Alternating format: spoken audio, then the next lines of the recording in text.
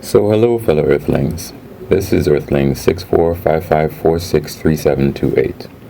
And straight off the bat, I don't really like Onward that much. I thought about it and I was like, I normally like Pixar movies. What is the problem with this movie? And I mulled it over in my head and I realized it's a Disney movie. Now, there's nothing necessarily wrong with Disney movies per se, but I think that Pixar movies, and don't quote me on this exactly, but I think they were able to have a little bit more edge. And Pixar, as far as I know, I was pretty certain about it, and maybe I still need to Google it, is now owned by Disney, for background information. And I don't know how many movies in they have been owned by Disney when Disney purchased them. But the twists and turns and interesting perspectives that I think that I like about Pixar movies is not something that I'm seeing in Onward. And I can kind of see why it would not have done very well. People go to Disney movies expecting Disney. So those people know what they're going in for. All right. For example, The Little Mermaid, the real story, she turned to foam. That's not a Disney ending. So in the real one, the one by Disney, everything works out, I assume. I don't even remember if I saw it, but obviously she didn't turn to foam. And in some of these other movies as well, they have pretty dark endings. But when Disney does it, they can't have a dark ending because they're Disney. I mean, the same thing with respect to Star Wars. I think it's John Bodega. He was saying that as a Disney character, when he had, tussles with people on Twitter, for example, that there was video of him dancing behind somebody in Carnival, that they were like, how can you do that? You're a Disney person, you shouldn't, that's not what Disney people do. Or anything else, that happens to him in the media. I think, and taking the step out to Disney versus Netflix, I think that the people who want Disney stuff, the kid glove movies, basically everything that Tiger King is not, I don't know how something like Tiger King would ever get to Disney, for example, Disney Plus. Maybe it would. Maybe I'm not really grasping it. But people who want that kind of kid glove, guardrail, what do you call those wheels that you put, training wheel kind of thing that Disney provides, they're not going to probably be too appreciative when or if Disney tries to put those things into Disney Plus. So I think Disney Plus is a little bit handicapped by that thing, because of course anything that you want to see that Disney produces, you're going to have to go to Disney Plus to see it. But at the same time, everything there is going to be somewhat watered down to a degree. Whereas on Netflix, you're going to be able to get anything that the majority of people are interested in. And plus that, Netflix, as far as I know, they have a very good system, a recommendation system. I remember when they were trying to get somebody else to do it, and then they got sued because they had a competition that they were going to give people $1 million, and then somebody said that they didn't anonymize the information correctly, so they went and they made their own system. And it's supposed to be very good. They worked a lot on that. So I know Baby Yoda was in everybody's head. I don't know what else has been that big.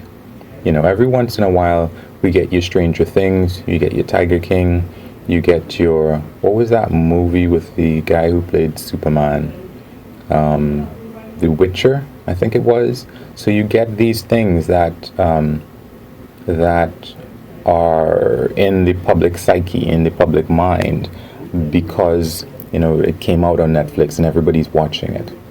But I don't know that Disney is going to be able to have that beyond their franchise.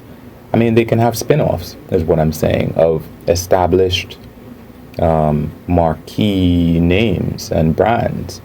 But to come out with something new, like a Tiger King or Stranger Things or whatever it might be, I don't know that they are willing to risk that Disney name.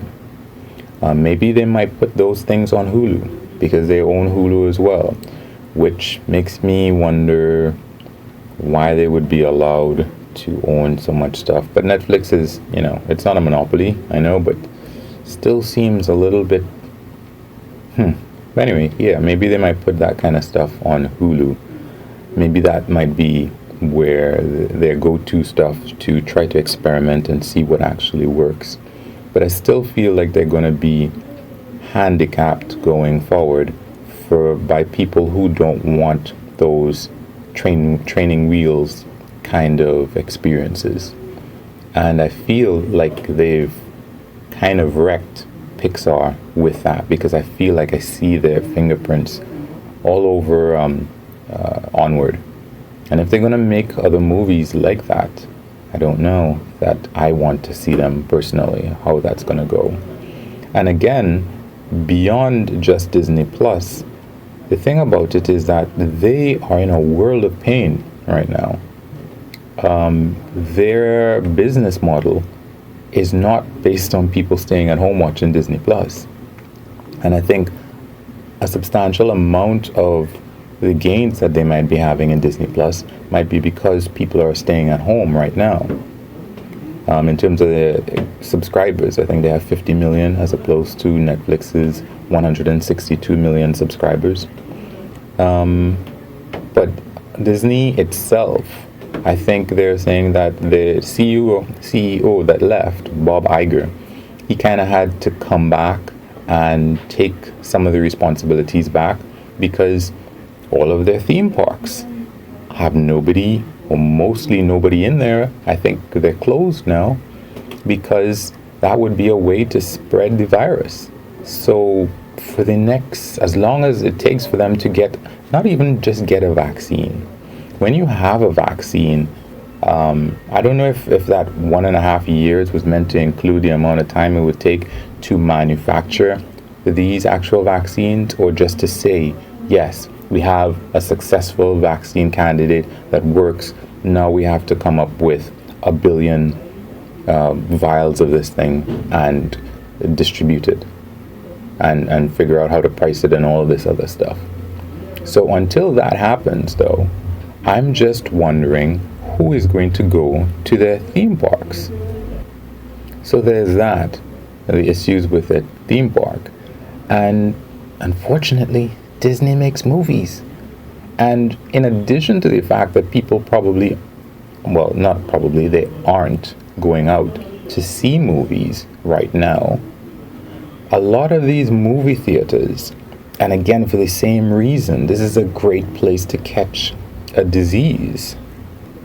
So until they have a vaccine, who is going to see their movies? This unfortunately is a time, and this for Netflix it doesn't make any difference. As a matter of fact, it's good for Netflix. Everything that's happening right now is actually good for Netflix. I can't even say that it doesn't have any negative effects. It's all good. People staying at home, watching movies online online, via their phones, in the toilet, and with the family. That's their bread and butter. Disney certainly has a lot of stuff that is out there on Disney Plus, but there are other revenue streams in terms of movies, in terms of theme parks, and just even toys. I don't know how much they get out of toys and so on, and merchandise, but people aren't buying that. This is one of the worst times to be a Disney right now. And aside, as I was saying, aside from the fact that people probably aren't going to go to movie theaters, even when, they can go outside, some of these movie theaters might not exist anymore. So anybody involved in making movies, even if you already have a movie that's made and you're waiting to, get your money for these movies, how many people are going to go to the movie theater to see it?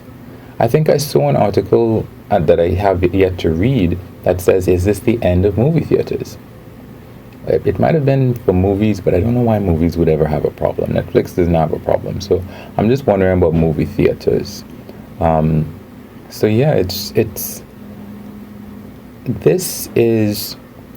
good for Netflix because, one, people are at home watching their stuff, and because it's bad for their competitor that's coming out.